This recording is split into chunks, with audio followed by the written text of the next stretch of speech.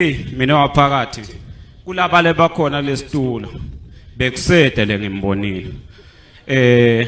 lebe ngibabonile nginamaja lebe asimele eParliament lobe siyawathatha yosigcinela une prison ndvunankulu bengisambona kiwo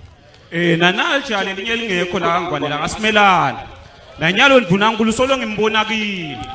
le ndvu wena waphakathi bantu abakhonile kumele lemaswati bakhuluma iqiniso ngalokhuhlupheka lokuphethela amaswati ndunankulu kwanyalo ngisambona kuwe wena waphakathi kusede lengimbonako la nanyalo ngikhuluma nje emaswati solo abhlungu ayile kuyovota ngokuthi bayanethemba ukuthi nkosami ngentana ugcina ucegisa ngale kulamajaha lesingacela wena waphathi singacela kakhulu sithi maswati umane usikhululele lamajaha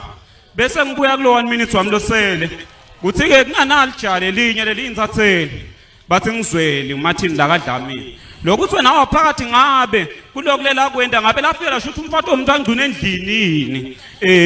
noma belento umsebenzi walo ngoba akuvakali ukuthi alikho la ngwane ngaliphi siyacela wena waphakathi ukuthi lamaswathi langekho lavenda nemacala akubuye kuhlalwe phasi kukhulunywe kulungiswe lo mthetho welive ube ngiloconzile kwate ukuthi ke mawusebenza awufiki nasigaba naso nale Parliament kulungiswa indlela ekhulunya ukuthi mangabe ekhulunya awukhuluma ufike nasigaba sisathi sisive sathi umuntu masakhulumile lokuthi ifake sekathi ukuthi bayafaka ecaleni bayethe wena waphakathi